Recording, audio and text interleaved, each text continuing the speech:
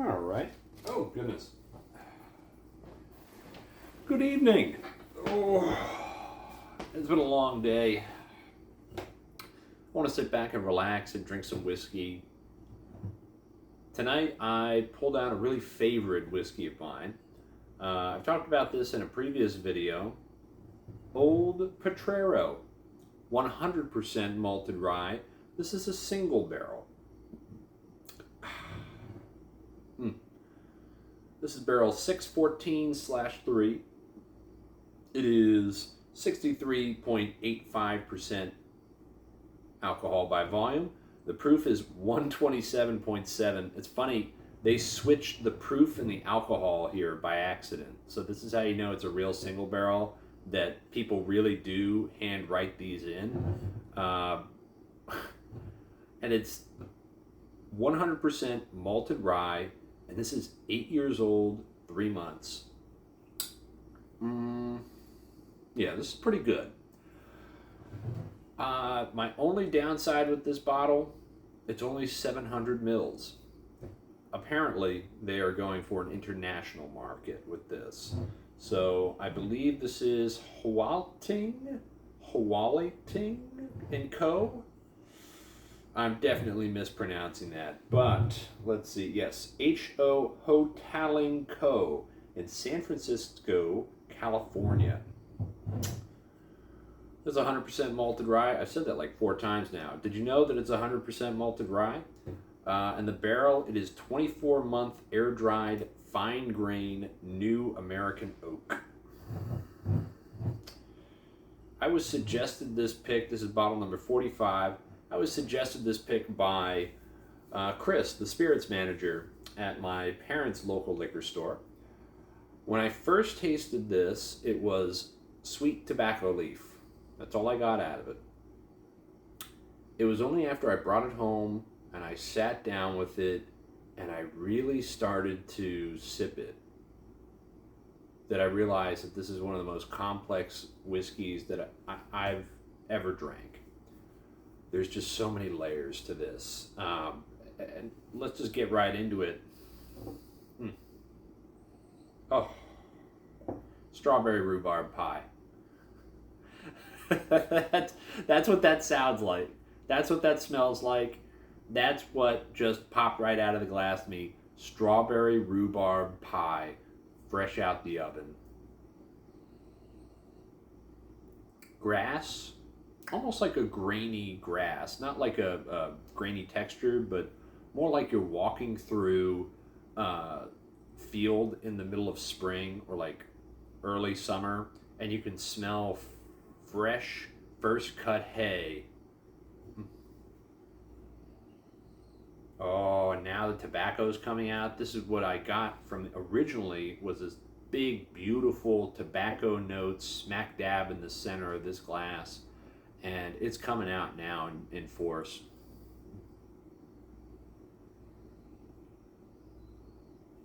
And now I'm getting like a little malted chocolate, caramel, like one of those old malted chocolate balls, but like a caramel flavor. This is a really, really, really nice smelling whiskey. And I just can't, and every time I come back to it and I nose it, I've really been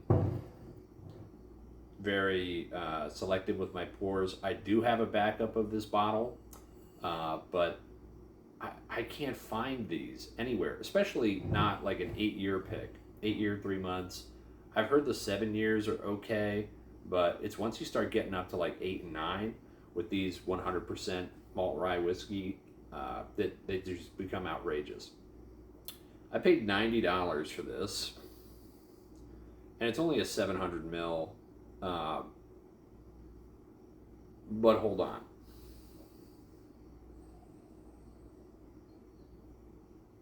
A little bit of pepper now. Just earthy. It's like you walked into a spice shop and you're getting barraged by this array of new senses and smells and sensations, and there's so many pretty things to look at that you can hardly keep your head straight. This just matches the perfect level of savory enough to scrape the insides of your nose and sweet enough to coat that in a nice soothing balm. It's just, it's almost astringent, but it's just a deep, clean nose. And wow, is it packed full of flavor. Okay, I'm going to stop waxing on about this. As you can tell, I'm really excited about this bottle. I'm really excited about this bottle. I bought this because I liked the sample that was provided to me. When I talked to the spirit manager, Chris, he said this is the most complex bottle they had in the entire shop. They had some pretty nice bottles there too. And it was one of the most complex whiskeys he had ever tasted. In fact, I think he took a gamble on this one. Because after I did a little bit of research, and mind you, I got it from our favorite friend, the most reliable source on the planet, the internet. The first couple waves of single barrels of this product, it was like less than, I think they did something like less than 2,500 barrels. Something ridiculously small. I know 2,500 barrels doesn't sound like that much, but I mean, it might have been 250 barrels that I think I'm talking out of my butt about. But if anybody really cares, just fact check me. Let me smell one last time.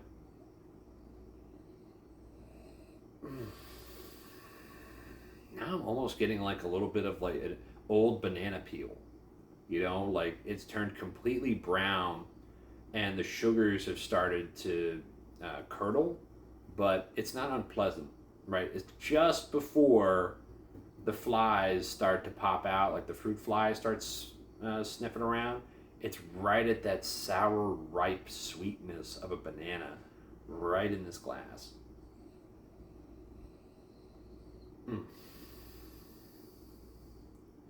There's just a lot to go on. And then, of course, I look at the legs. Gorgeous. Gorgeous. Color is, I'd say like an amber, not the darkest thing I've ever looked at, but yeah, this is a nice dark amber. And you keep coming back, and now it gets even sweeter. I smell this whiskey, and each time I think I put my finger on what it is, it almost shifts away a little bit and ever so slightly gets ahead of you, like you got to catch the tail of a cat, right? And it's just too fast, it's too quick, but it's teasing you at the same time. It's giving you a look behind you like, come on, are you really going to give up now? Yeah, this is a really, really lovely smelling whiskey, rye whiskey, and I'm usually not a fan of ryes. All right, enough talking. I'm going to taste this sucker now.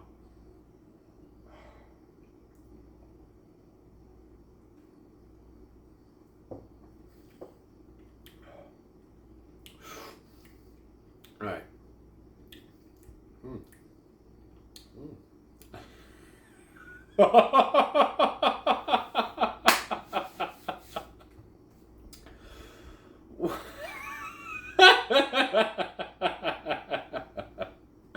What is that? I forgot how good this is. This is really amazingly good. Finish is still going. I can taste everything that pour was and more. And wow, is that a nice hug.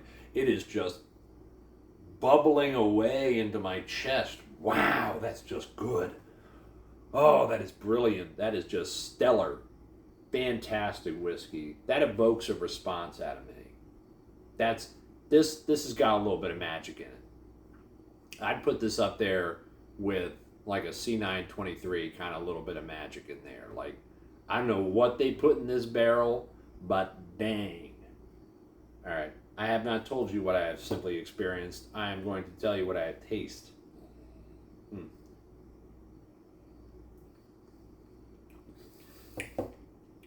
Okay, oak. Dark molasses.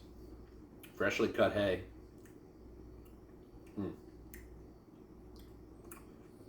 almost getting a little bit of an herbal floral quality to it.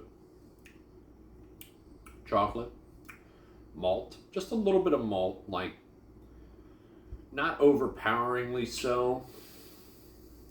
And then when I breathe in and take a deep breath, I just get like a strawberry bouquet. I get a fresh bed of strawberries. Wow. Not too sweet. The rye spice, it's almost as if you are, let me think of a good way of putting it. It's like getting a mouthful of sand. Hold on. It's like the sensation of this pour is watching sand fall through an hourglass. It just the rye spice just slowly builds up and slowly makes it through your palate. And on the second sip, it was much sweeter than the first one. The first one was all earth and oak, and it smelled like fresh. It tasted like fresh raindrops on a summer night in the middle of nowhere on freshly tilled ground inside of a garden. That's what it tasted like. And you could just smell the promise of a harvest with this whiskey. You could taste it. It's in its bones. And the second sip was the harvest of those fruits, the herbs and spices. There's been some cross-pollination between all the plants, and now the red peppers, that hot heat has got a little sweet, and the sweet fruits have gone into debauchery and spicy love. I'm just saying nonsense now. This is really good. And once you taste this whiskey and you sniff it on the nose, just the sweetness, like you just get a warm apple caramel, warm butter biscotti, just a fantastic experience on the nose after you've sipped it. And the tobacco leaf just kind of peels back the covers and says, "Hey, I'm also here too."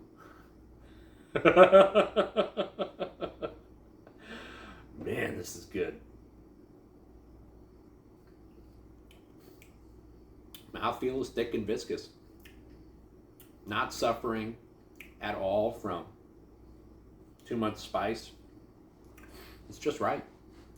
It's just right. And it just likes to climb into the roof of your mouth and stay there for a little while, taking shelter from the harshness of the palate. And I think this whiskey really was a great purchase for $90. I know I can't say enough good things about this whiskey. I never would have thought that I would enjoy a malted, like a single malt whiskey, as much as I do this one, and that it is malted rye, 100% rye malt, which apparently is notoriously difficult to work with just because of how much cleaning is required to make a really good batch. I think of the equipment, but apparently it's not a popular grain to use, and it's not a popular approach to use with malting the rye. And what truly surprises me is that this is not your typical mash bill of 2 to 3 or even a 4 grain, right? I'm just surprised at how this distillery managed to create such a wonderfully vibrant, unique pour from 100% of the same mash. And maybe it's the 24-month air-dried, fine-grained New American oak barrels that they used. Could be the growing, like it could be the conditions that is in San Francisco, California. But let's see, Bruce Joseph. That's who selected this. Bruce Joseph. I got to look up that guy's name and hand him a medal. He picked a good barrel.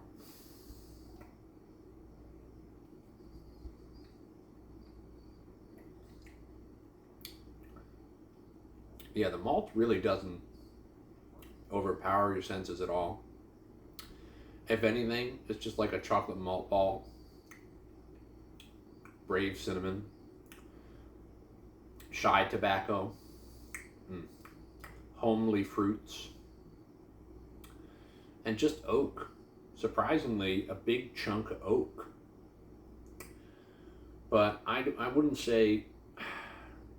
Don't get me wrong, I really love an oaky whiskey. But this oak is almost a star of the show. It almost gets outshone by the fruits and the herbs and the earthiness. And that's what I think, that this is really a trifecta of a whiskey. I mean, you could call it a quadfecta with the malt in there, but you have your fruit, you have your malt, which is like your sort of technically, I guess, something interesting. But you do have your fruit, you have your oak, right? And you just have all of your sweet flavors everywhere. And you, okay, a quinfecta, a fivefold. You have your earthy flavors, you have your fruit flavors, you have your oak flavors, you have a malt, like a little twist of malt, like somebody took a cocktail or a martini and just sliced a little orange peel and put that in there. Oh yeah, and also, now that I mentioned orange peel, you get this citrus soda, like a Sierra Mist, like a really, really strong Sierra Mist, or a craft mom and pop soda with like lemon and lime and a little bit of orange, but not mostly lemon and lime.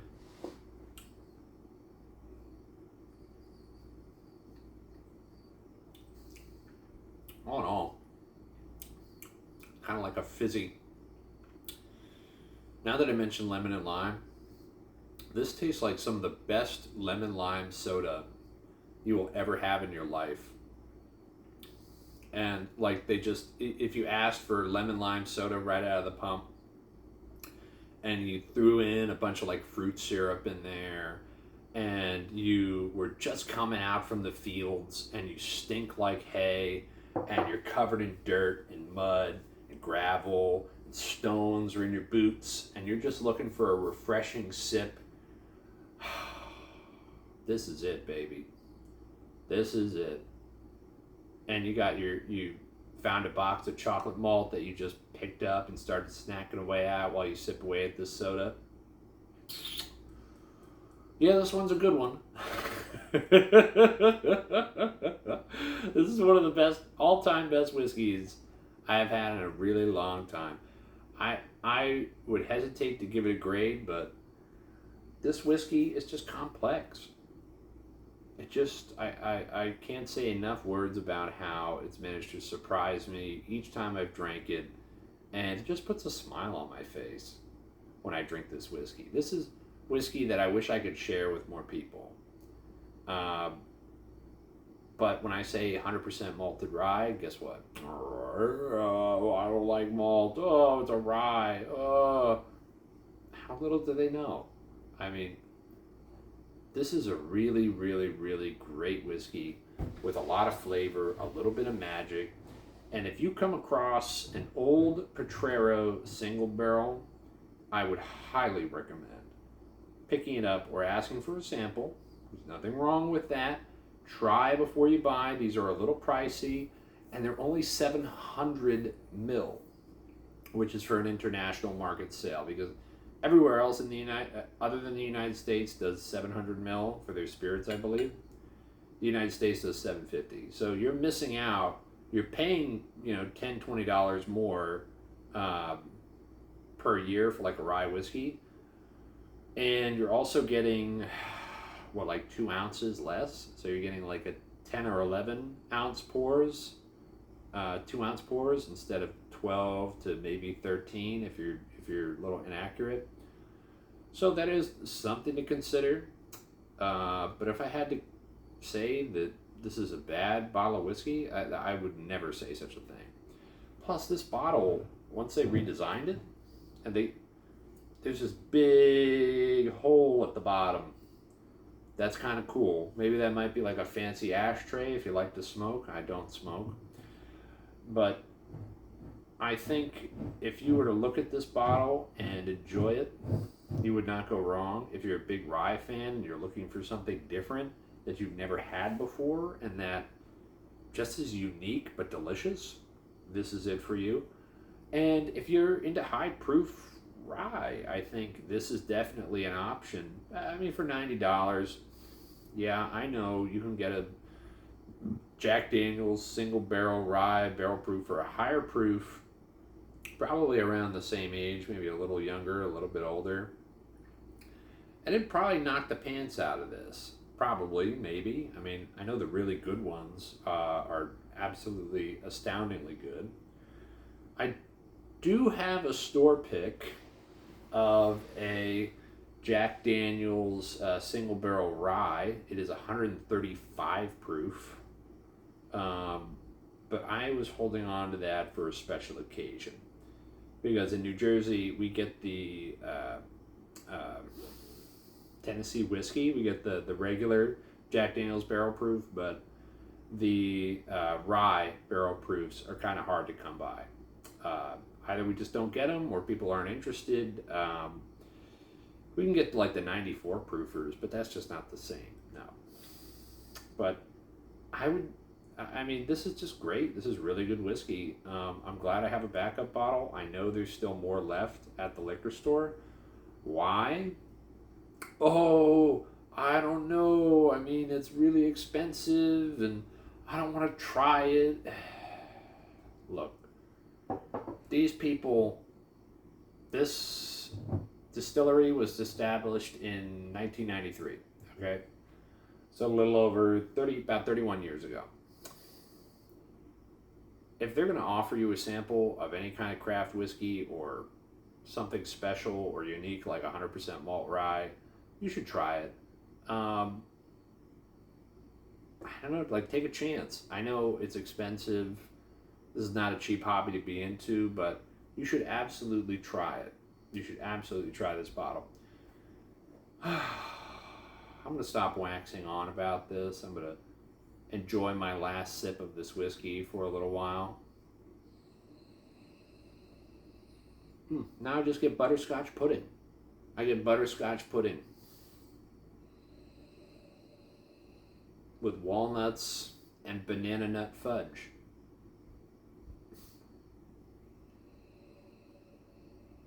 And there's little Mr. Tobacco Leaf pulling back the covers, winking at me, and then crawling back under.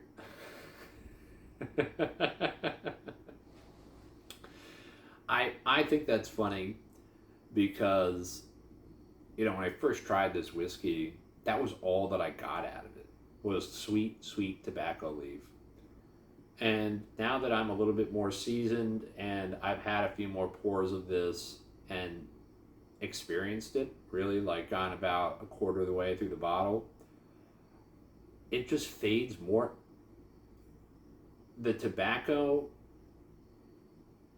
knows when its presence is required, and if I look for it, it just pops up ephemerally like magic.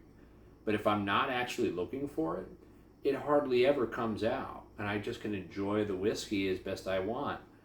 But sometimes when I get when I nose it or I taste it and I get a brand new profile that I didn't even think was possible in here, that reminded me of something in my brain, that connected the dots, the tobacco just comes out. It's a very light touch, but just enough to let you know that it's there. This bottle's got some magic, man. Thank you, Old Potrero, my friend. You are a fantastic whiskey. Thank you all for watching and listening and hopefully caring. And I wish you a lovely evening. I wish you a great day. I hope you have a wonderful rest of the week. Cheers.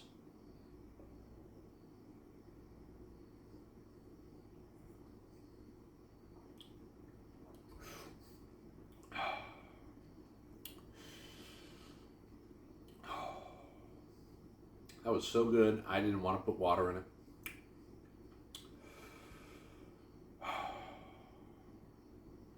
There's just something about it that just relaxes your throat and makes you think, wow, I had a long day and I am just ready to relax. This is like a massage for your throat, this whiskey. Anyway, I can't wait to smell this tomorrow morning, and I hope you have a lovely night. Goodbye.